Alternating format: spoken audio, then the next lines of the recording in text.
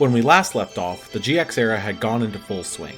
After a long stint of time with Cyber Angels as the undeniable best deck in the format, the meta had finally begun to swing back into a balanced state with the release of Aliens, Sea Stealth Attack, and Sylvans, with all three fighting for top spots in the meta. Following closely behind was Saphira Cyber Angels, Red Eye Zombie, Gladiator Beasts, and Hazy Flames, all seeing varying levels of success in the new meta environment. We now continue our look back over the history of Konami's venture into the mobile market with Yu-Gi-Oh!, its ups and downs, and its intricate and ever-evolving metagame. This is the history of Duel Links.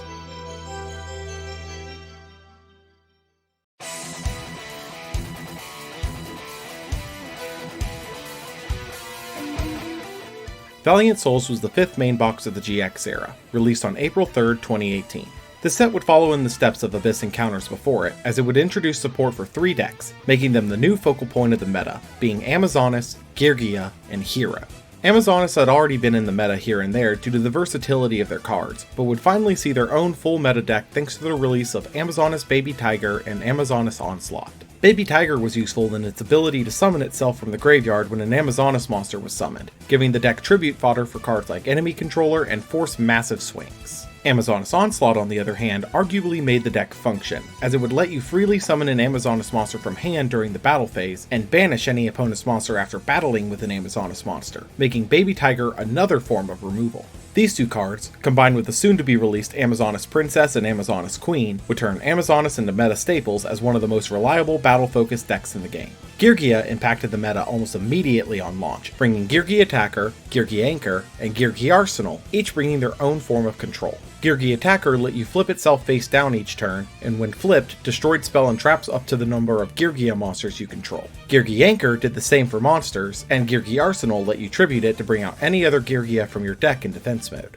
While the deck might seem extremely slow at first glance, Ties of the Brethren, released in Abyss Encounters, let you summon out the other two if you had any one on the field at the cost of your battle phase that turn and 2,000 life points. The quick field swarming, combined with their control effects on being flipped, made the deck into essentially a new age version of the clown control deck, even going so far as to run cards like Desert Sunlight to act as a battle floodgate and effect trigger if any of your Geargia monsters were face down. This, along with other battle position control cards like Enemy Controller, Curse of Anubis, and the event-exclusive card Pulse Mines, would turn Geargia into a potent control threat in the meta. Finally, Hero would get a massive shift in playstyle thanks to the addition of Mask Change, a quick play spell that would let you change any hero monster into a masked hero of the same attribute.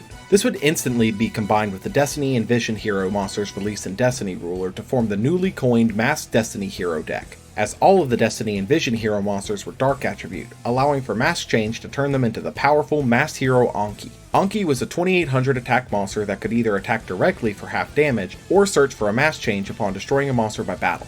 The interesting part of the latter effect was that Mask Change could be used on him again to bring out a new copy of Anki, allowing him to attack again effectively, but the search effect was only once per turn. This, along with Geargia, would become an instant mainstay of the meta, with Amazonas following suit a month later with their additional support. Aside from the new meta decks, the set would also introduce cards that would see play in various different strategies. Dark World Dealings would be brought out of its selection box exclusivity here, making Dark Worlds buildable for anyone who had missed it previously. Needle Sealing was the first truly generic board wipe trap, being niche in its applications requiring 4 monsters on the field, but would see play in slower decks. Finally, Paleozoic Canadia would be seen as a powerful tech choice, flipping a monster face down on activation, then becoming a body on the field when another trap was activated while in the graveyard. The set brought many changes to the meta, which would be felt almost immediately, as the next KC Cup began just 2 days later.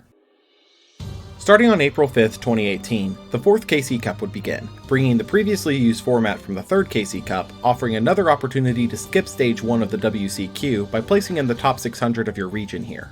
This tournament, though very soon after the last box, gave us a good look into the competitive landscape of Duel Links, primarily into the performance of decks released since the last KC Cup. Some of the decks that saw success, but not a lot of it, would include Archfiend, Sea Stealth Attack, Alien, Hazy Flame, and Stall, which saw a couple of top spots, but not nearly as many as the 4 top decks. In 4th overall would be Geargia, riding high off its debut in the previous set. The power of dropping 3 monsters, all capable of controlling the board at once, then backing it up with further control and backroad, made Geargia extremely powerful, but the deck essentially lived or died on seeing a copy of Ties of the Brethren to win, leading most builds to either run Restart or Balance to ensure seeing a copy of it early.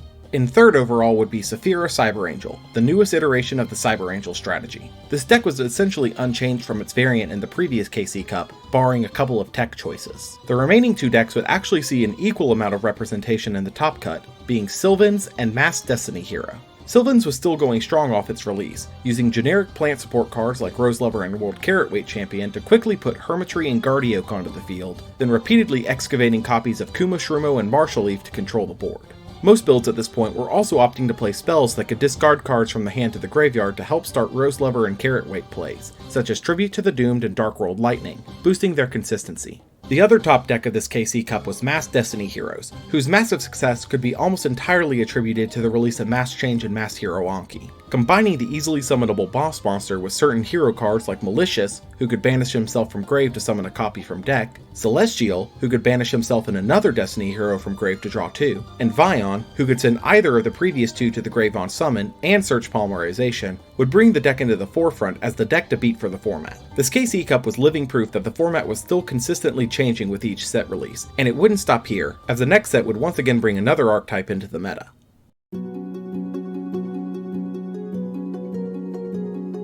Visions of Ice was the 5th mini-box of the GX era, released on May 1st, 2018. The set would introduce the Spellbook and Prophecy archetype, a series of spells and monsters respectively that synergize with each other to generate massive amounts of card advantage off their play starters. Opening either Spellbook Magician of Prophecy or Spellbook of Secrets could generate an insane amount of advantage through their standard combo, creating a chain of searches to dig deeper into your deck and set up for one of their various boss monsters used for the strategy, such as Reaper of Prophecy, Prophecy Destroyer, or Dark Magician of Chaos. This was further backed up by Spellbook of Fate, a quick play spell that, by banishing 3 Spellbook cards from your graveyard while you control a spellcaster monster, provided non-targeting monster banishing removal, the first of its kind for Duel Links. By being non-targeting, you were able to choose which monster to banish after your opponent's opportunity to respond, meaning that there wasn't much your opponent could do to stop the effect. This was used in tandem with the previously released card trader card, That Grass Looks Greener, which would mill your deck until you had the same number of cards in your deck as your opponent, allowing the user to fill up their grave with Spellbook spells for Fate and Spellcaster monsters for life, which could revive any Spellcaster monster from the grave by banishing another and revealing a Spellbook in hand. This combination of cards would lead Spellbooks into a powerful position in the meta, rivaling its contemporaries and leading to an even more diverse meta. The other major contribution this set would provide was the trap card Treacherous Trap Hole, a trap that could destroy any 2 monsters on the field, but only if you had no other traps in your graveyard. This became an instant staple in any deck that didn't run trap cards, as it was a 2-for-1 in terms of card advantage, letting you remove any 2 monsters without making any form of deck concession. In particular, Sylvan's, Spellbooks, and Masked Destiny Hero would latch onto this particular card effectively, as all 3 had no need for traps in their builds. Visions of Ice would be seen as a major success, establishing not only a new meta archetype, but also a powerful meta staple trap that would go on to shape parts of the history of this game. The set would also lead into the 3rd GX character unlock event just 1 week later.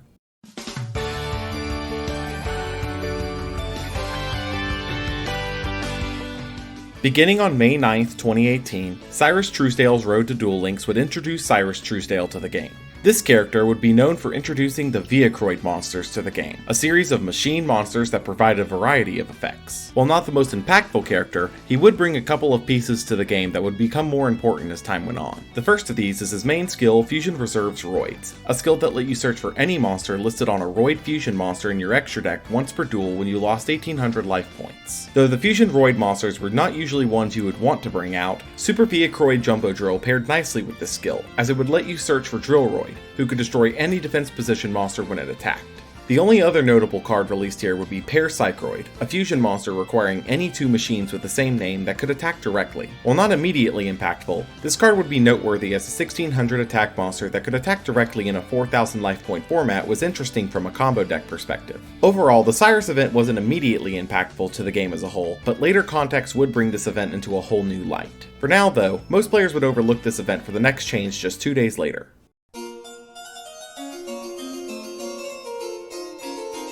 Released on May 11th, 2018, the first ever Selection Box Mini was introduced to Duel Links. Similar to the Selection Box that debuted before it, this set was focused on giving reprints to popular cards of the time while also introducing a couple of new cards as Selection Box exclusives. Some of the key cards reprinted this time around were Lila, Lightsworn Sorceress, Saphira, Queen of Dragons, Cosmic Cyclone, Red Eye Slash Dragon, Forbidden Chalice, Fire Formation Gyoko, and Wall of Disruption. However, the main draw to this reprint set was undoubtedly the new exclusive card Offerings to the Doomed. Offerings to the Doom would see immediate play and success, providing quick play monster destruction at the cost of your next draw phase. This would see immediate play in decks that could either finish the game in one turn, or that didn't naturally need their draw phase, such as Amazonas or Sylvan, seeing an impact immediately. This would become a controversial point, as the selection boxes could only be opened a certain number of times with gems, meaning that to get offerings you would have to more than likely pay actual money, and within the time frame given, as the selection boxes would be removed from the shop after a period of time. Controversial or not, Offerings would still be a high impact card to this ever-shifting meta, and it wouldn't be the only shift, as the next main box would drop less than 2 weeks later.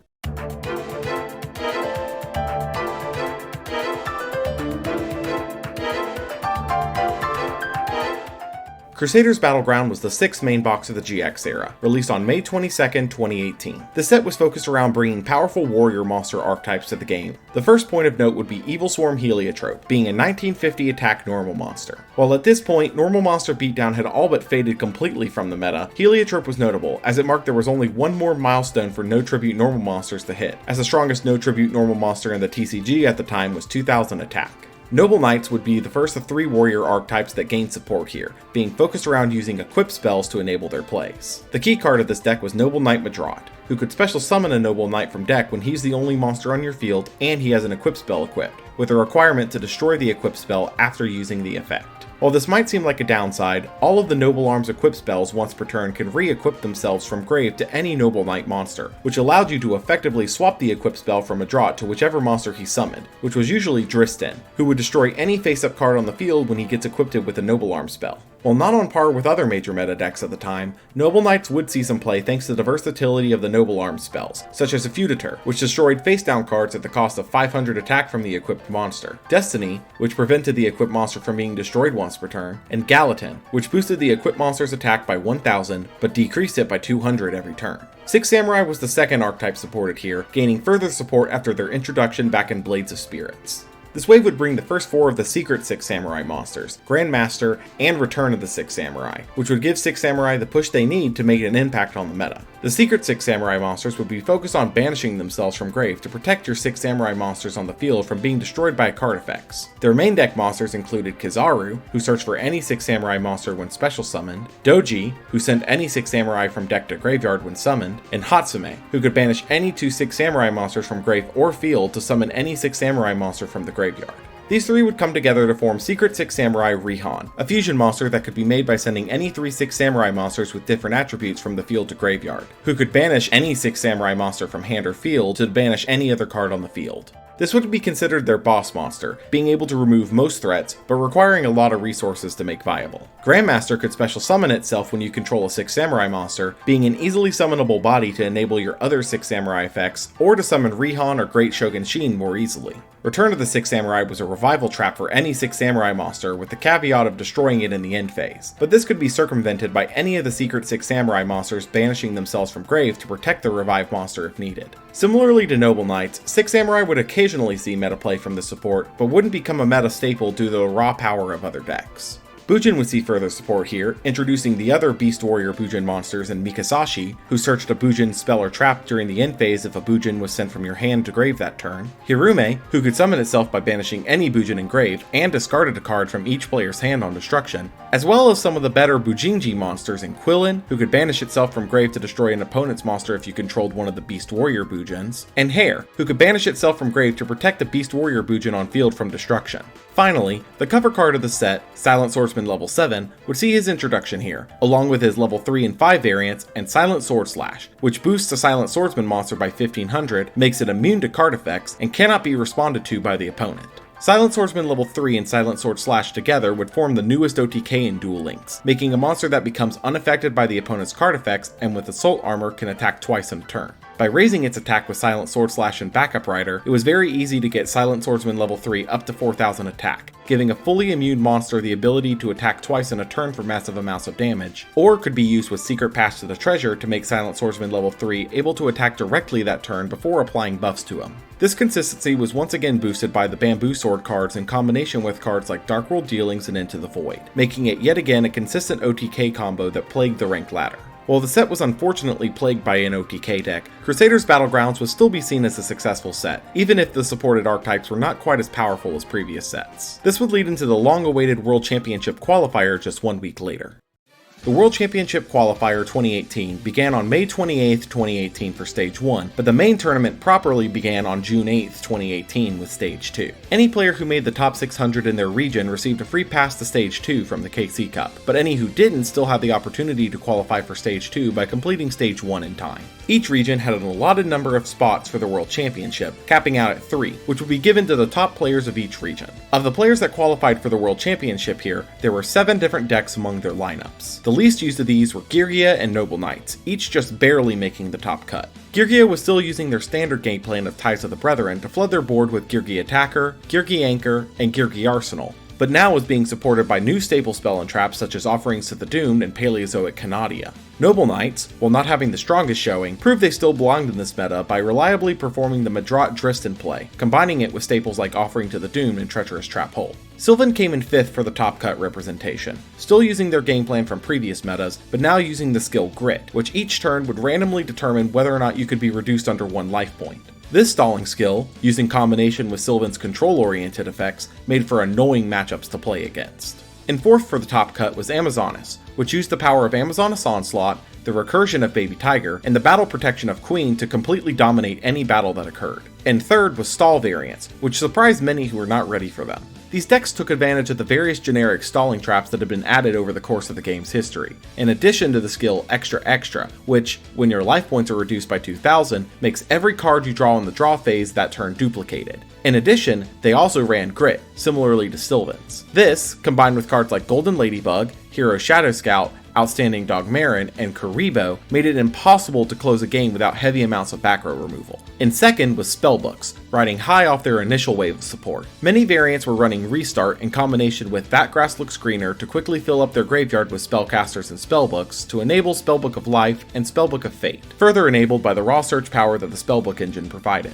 Finally, the most used deck in the top cut was undoubtedly Masked Hero, which were primarily using Restart along with a package of Destiny Hero Malicious, Celestial, Drill Dark, Vision Hero Vion, Mask Change, and Destiny Draw, allowing a player to attempt to handpick their opening play with access to at least one Masked Hero Anki. They also began to run Hey Trunade here, as the ever-present stall deck suffered heavily from it, being the first main case of Hey Trunade being used in OTK scenarios. Overall, the World Championship Qualifier gave a deeper look into the meta of the time and how much it had shifted with just a few set releases. This would be followed by a series of changes over the next few weeks to balance out the ever-growing chaos of the metagame.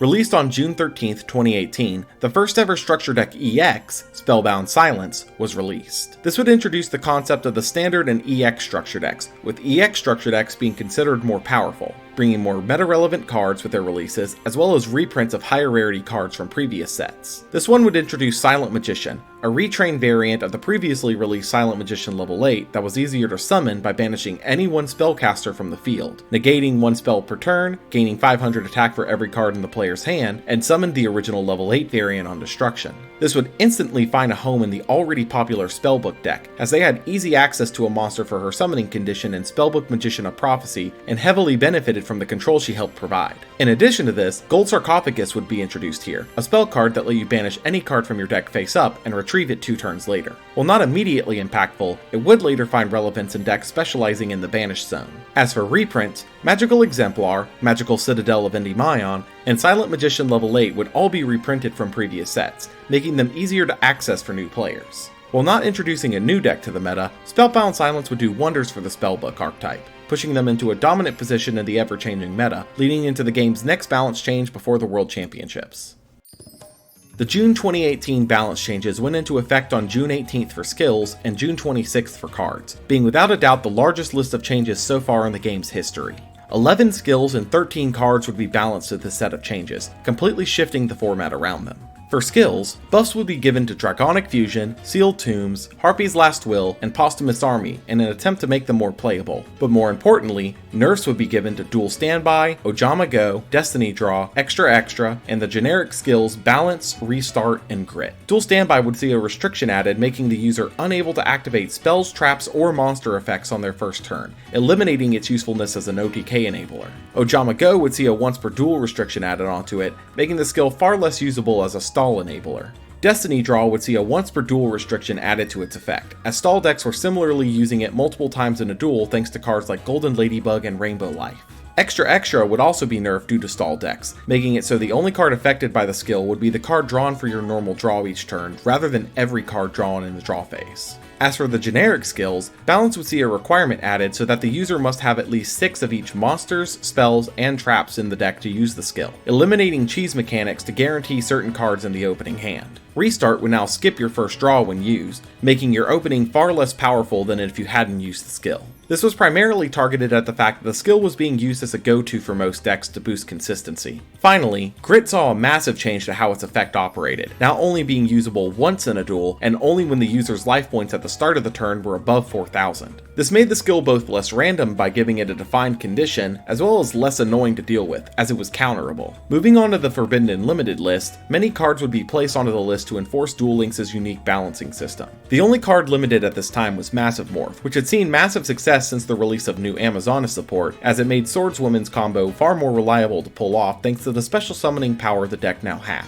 In addition to this, it was also being played in stall decks, as the prevention of a monster attacking directly made it very useful for stalling out games. Secret Patch to the Treasure would see a swift limit to 2 alongside Assault Armor and Cup of Ace in an attempt to curb the Silent Swordsman OTK, which had picked up a lot of popularity on the latter after the WCQ. Hero Shadow Scout would similarly see a limit to 2, which paired with the hit to Cup of Ace made Mill nearly unplayable for a time.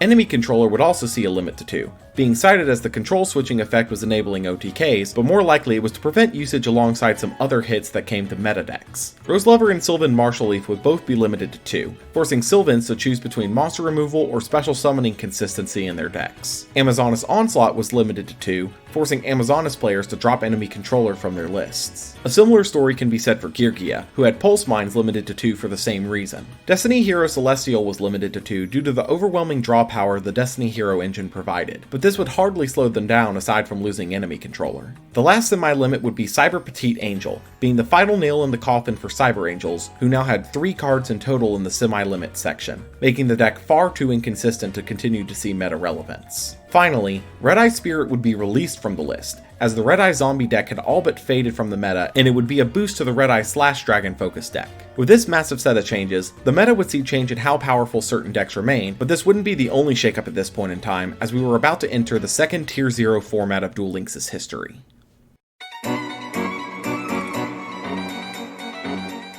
Clash of Wings was the 6th mini-box of the GX era, released on June 22, 2018. This set introduced the Fur Hire archetype to Duel Links, a deck that focused around using lower level monsters to special summon out their higher level monsters, gaining bonuses every time a monster is summoned. The lower level monsters all share the same effect to special summon a Fur Hire, while also having their own unique effect when the Fur Hire monster is summoned. Beat, Bladesman for Hire, searched a Fur Hire monster. Seal, Strategist for Hire, added a Fur Hire from grave to hand. Donpa, Marksman for Hire, destroyed a face-up card on the field. And Recon, Scout for Hire, destroyed a set card on the field. Their higher level monsters had effects when they were special summoned, as well as a different effect while on the field. Wiz, Sage for Hire, gained 500 life points for each for Hire monster when summoned, then could negate a spell or trap once per turn by discarding a card. Dinah, Hero for Hire, banished cards from the opponent's grave for each for Hire monster when he's summoned, then was the only for Hire monster attackable while on the field. Finally, their spell Mayhem for Hire special summoned any for Hire monster from the grave in defense mode, making them one of the only decks in the game with in-archetype graveyard recursion.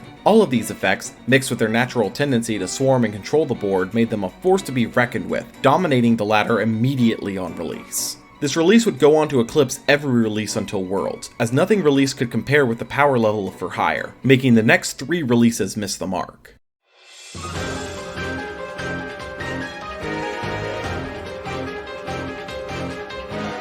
Starting on June 26, 2018, Espa Roba's Duel Carnival would introduce Espa Roba to the game, and with him, his ace monster, Jinzo. While Jinzo had no meta archetype around him, he would be a tech choice in some decks as a way to play against trap-heavy decks like Geargia and Amazonas, thanks to his effect to negate all traps while on the field. Beyond Jinzo, this event would also introduce Scrap Recycler, a monster that, on summon, would send a machine from deck to grave. While not powerful at this point in time, Scrap Recycler would see play in the future with other grave-reliant machine archetypes. Beyond these, Roba's event would come and go without bringing any new skills of note, leading to the last box before Worlds, Burning Nova.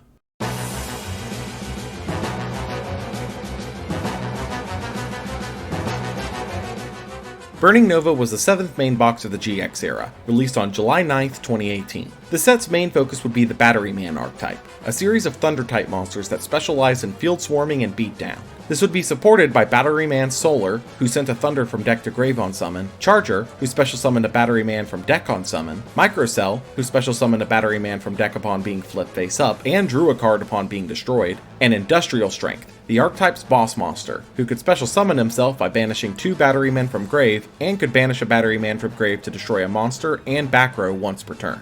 This was also supported by the generic Thunder monster Thunder Seahorse, who could be discarded from hand to grave to search your deck for 2 copies of any 1600 attack or lower light Thunder monster. Batterymen were powerful for sure, but releasing into the for hire meta and being weaker than the past few meta archetypes put them at a major disadvantage out the gate, causing them to flounder in the oppressive meta. Besides Batteryman, a few other cards of note would be released here. Megalo Smasher X would finally bring the no tribute normal monster benchmark to 2000, making it the most powerful that benchmark could reach based on the TCG's releases at the time. Wolf, Lightsworn Beast, would be a key piece in the Lightsworn strategy, being able to special summon himself when sent from deck to grave by a Lightsworn effect. Gem Knights would see a major wave of support here, as well as the release of key archetype pieces like Gem Knight Fusion, Lady Lapis Lazuli, and Lady Brilliant Diamond. Burning Nova was considerably weak compared to the boxes that released before it, leaving the meta fairly unchanged before Worlds. This would lead into the last character released before Worlds just 2 weeks later.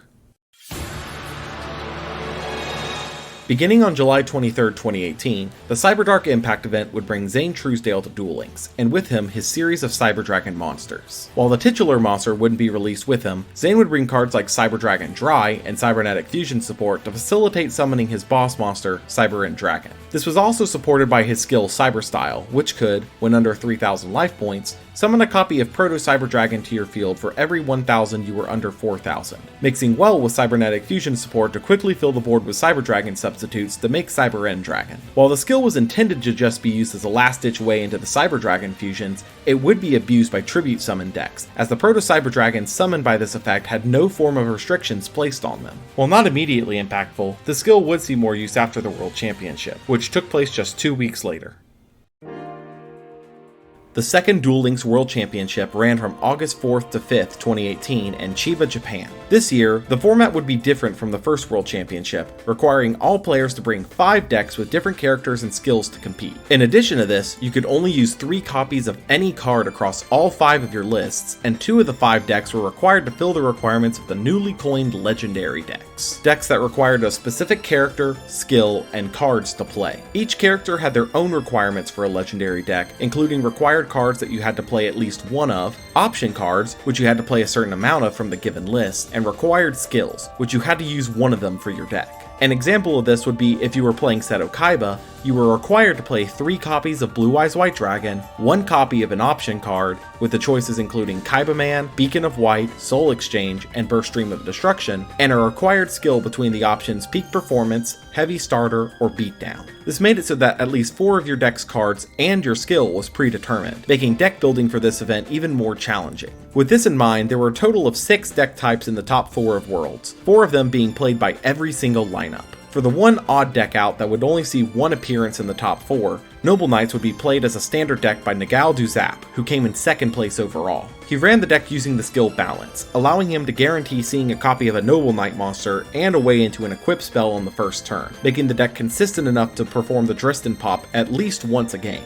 In 5th in overall representation, Masked Hero would see 3 spots in the top 4, with 2 of them being Legendary decks. For the Legendary deck variant, both Zixo, the 3rd place finisher, and Are, the 1st place finisher, would play the deck using Aster Phoenix, who required the use of 2 Destiny Hero Plasma, 2 cards between copies of Destiny Hero Plasma, Captain Tenacious, Diamond Dude, Double Dude, and Dark City, and either the skill Bring It or Destiny Calling.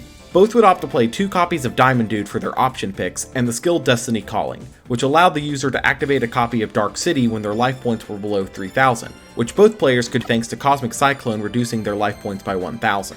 The standard deck variant would be played by Jenkins, the 4th place finisher, who opted to play the Ties That Bind instead, using it to boost their boards by up to 300 every turn. The remaining 4 decks would be played by all 4 players' lineups, with similar builds between them. The first of these was Amazonas, which was the only one of these 4 to have both legendary and standard decks in the top 4. For the legendary variants, both Nagao and Jenkins would use Odeon, who required 3 copies of Embodiment of Apophis, 1 copy of either Mythical Beast Circuit, Temple of Kings, or Magic Jammer, and 1 skill between Trap Lair, Endless Trap Hell, and Chain Reaction. Both would opt to play Magic Jammer and Endless Trap Hell alongside the Amazonas Trap lineup, allowing the recursion of cards like Mirror Wall, Wall of Destruction, and Amazonas Willpower and Onslaught thanks to Endless Trap Hell. RA and Zixo would also use Endless Trap Hell with large trap lineups, just without the required cards. This allowed them to use more versatile traps like Paleozoic Canadia and Floodgate Trap Hole alongside the Amazonas game plan without needing to dedicate 4 spots to the required cards, including more specific tech cards like Spike Shield with Chain in the case of RA and Memory Loss in the case of Zixo.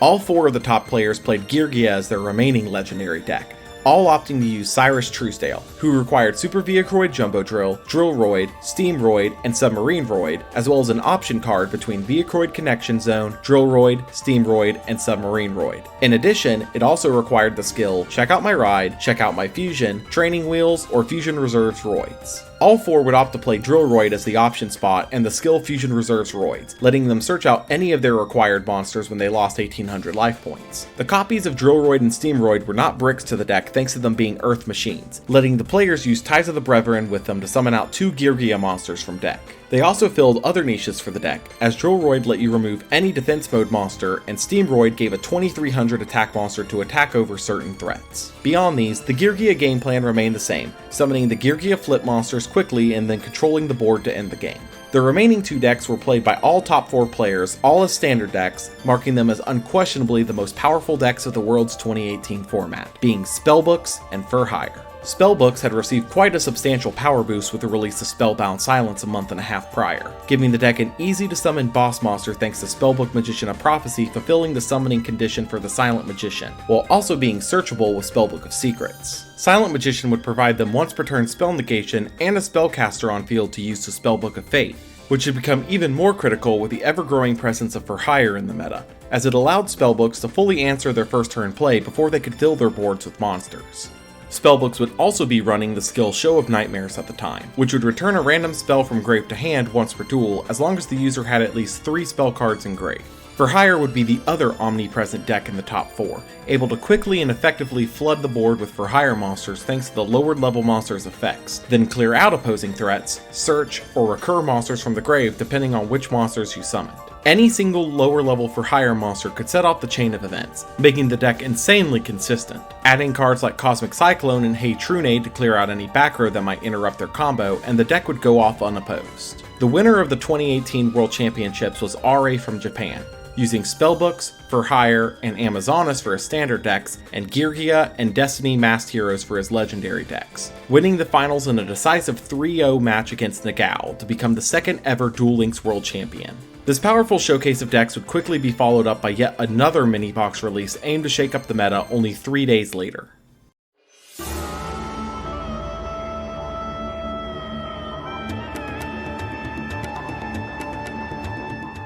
Empire of Scarlet was the 7th mini-box of the GX era, released on August 8th, 2018. Coming right off the heels of the World Championship, Empire of Scarlet aimed to support an older archetype while also introducing a brand new one. The new archetype introduced here was Insector, a series of insect-type monsters that equip themselves to each other to either boost attack, defense, or provide unique effects. The primary playmaker for this release was Insector's Centipede, who could equip an Insector monster from hand or grave to himself once per turn, and search for any Insector card when an equipped card is sent to the grave while equipped to him. The intended use of this was to equip him with cards like Gigamantis, which boosts his original attack to 2400, Hopper, who could send himself to grave while equipped to make the monster attack directly that turn, which also triggered Centipede's search effect, and Insector Swords Excalibur, which provided an additional 800 boost and recyclable monster from grave on destruction. While this showing was potent, Insector would not see meta play as the beatdown strategy they were pushing just wasn't effective in the board controlling meta of the time.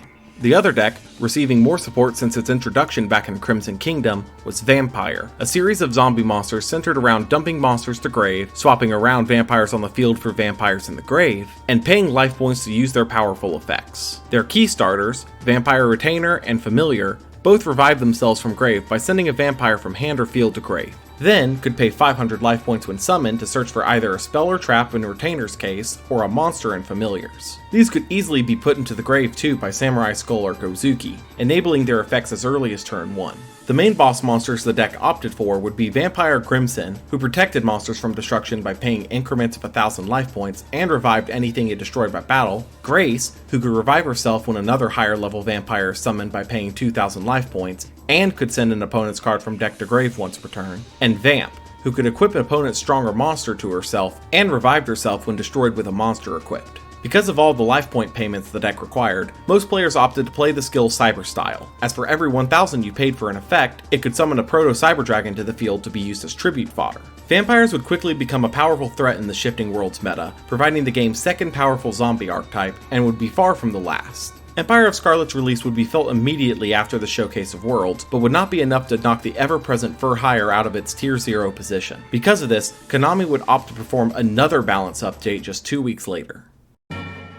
The August 2018 balance changes went into effect August 21st, 2018 for skills, and August 29th, 2018 for cards. The primary goal of this balance patch was very clearly to curb the omnipresent Fur Hire deck, as it had fully taken over the latter at this point. The only skill change for this patch was Beatdown, which was modified to no longer give its attack boost to level 4 and lower monsters. This was done as a direct response to Fur Hire, who would end their spam plays with a higher level Fur Hire, then trigger Beatdown to give all of their monsters at least a 300 attack boost, and usually more. This change would make it so only the level 5 and higher monsters would get the boost, moving Fur Hires off of the skill. As for card changes, Dinah, Hero Fur Hire, would be limited to 1, and Dompa, Marksman Fur Hire, would be limited to 2. Dinah was Fur Hire's boss monster for most of its ending boards, so limiting it to 1 hampered the deck's power level overall, though it was still searchable with Beat, so it didn't kill the deck. Similarly, Dompa was the deck's primary board clearing effect, clearing out monsters quickly for direct attack game enders. By limiting it to 2, it would make an OTK less likely while also forcing Fur Hires off using enemy controller, which it was abusing both effects of at the time.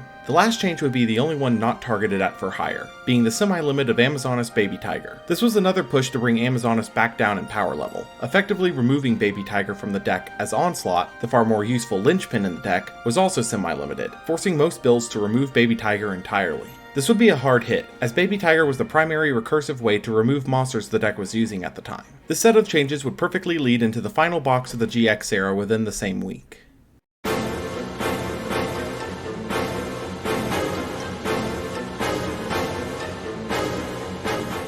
Gaia Genesis was the 8th and final main box of the GX era, released on August 27, 2018. The set was determined to end the GX era with a bang, which it managed to do by introducing 2 new archetypes to the game, UA and Kokimeru. UA, also known as the Ultra Athletes, are a series of Earth Warrior monsters, whose primary gameplay gimmick was being able to summon themselves from hand by returning another UA from field to hand, with each having their own unique ability while on the field. Their primary playmaker, and the only level 4 or lower monster of the deck, was UA Midfielder, whose unique effect allowed you to swap a UA on field with one in hand as a quick effect, bypassing the usual slow speed of the UA tag-out effects. Other UA monsters included Dreadnought Dunker, who dealt piercing damage and destroyed a card on field when it dealt battle damage, Mighty Slugger, who stopped the opponent from activating cards or effects until the end of the damage step when he attacked, and Rival Rebounder, who special summoned a UA from hand or grave when normal summoned or when special summoned on the opponent's turn.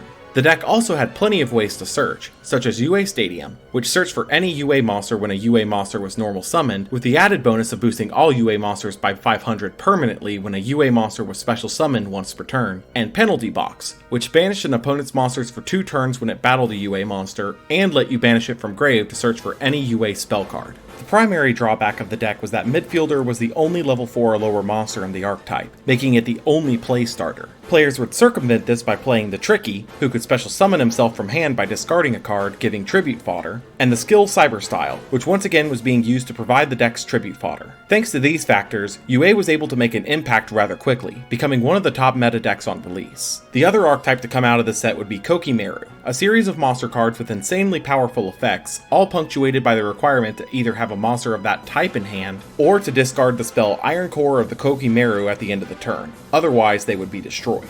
Iron Core would be their primary card at this time, allowing you to add it back to hand from grave instead of drawing for turn, or by discarding a Kokimeru monster, giving Core essentially unlimited uses. As for their monsters, Kokimeru Sandman would let you tribute it to negate a trap card, Earn Knight would let you reveal an Iron Core in hand to special summon another level 4 or lower Kokimeru from deck, and Maximus could destroy a card your opponent controls, but could only be special summoned from hand by banishing an Iron Core in hand.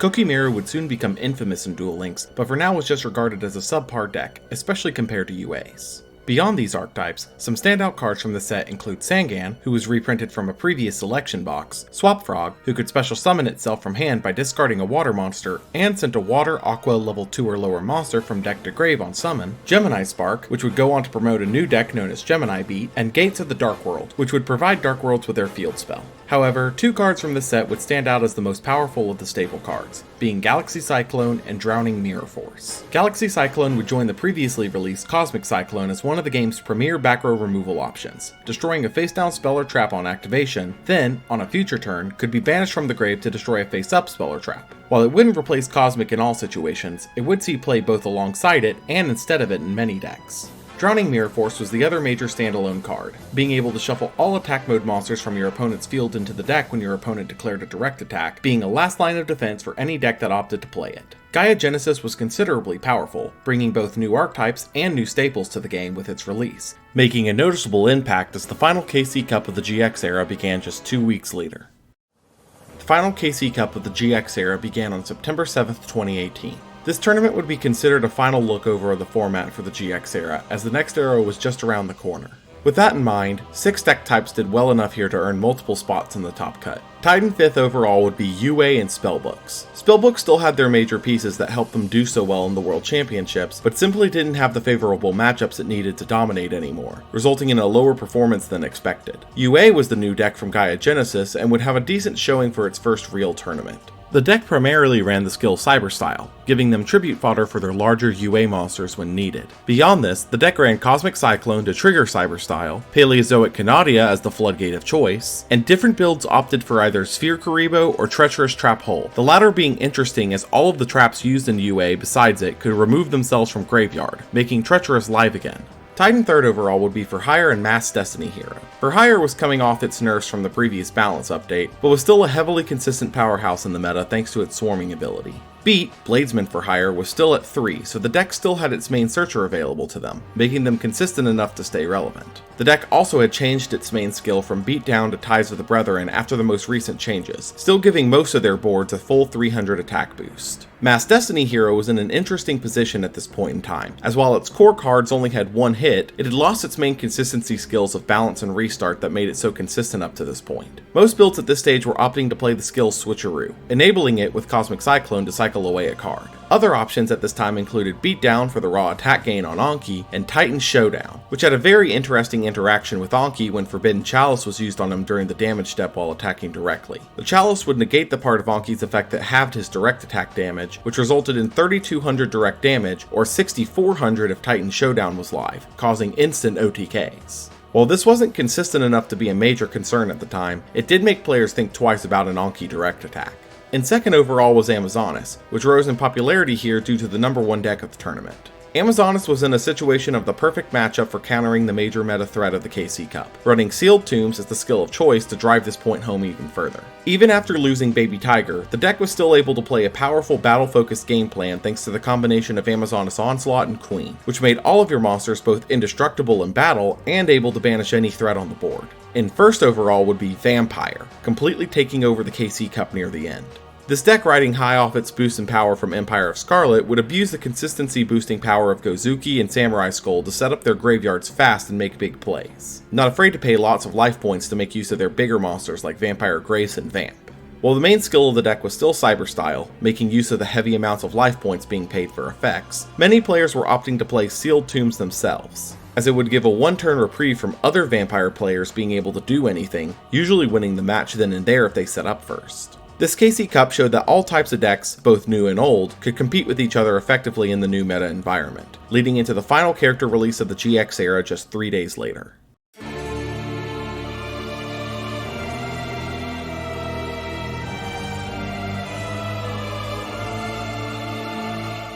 Beginning on September 13th, 2018, the Ultimate Nightmare would be the last character unlock event of the GX era, bringing Yubel to the game. With Yubel, the Yubel series of monsters would also be released, a series of high-level monsters with no attack or defense that destroyed any monster that battled it, summoning a stronger monster from deck when destroyed by card effect. The series of monsters would see some play alongside the Fire Kings released before them, but wouldn't see serious meta success overall. However, one of Yubel's skills would see play, known as Allured by Darkness. This skill, whenever the user takes 1800 damage, would let the user draw a copy of Allure of Darkness for turn, which was a powerful card in the TCG that let the user draw 2 and banish a dark monster in hand. While not omnipresent, Allured by Darkness would be the most useful skill from Yubel, aside from Fiend Farewell, which was brought over from Yami Bakura.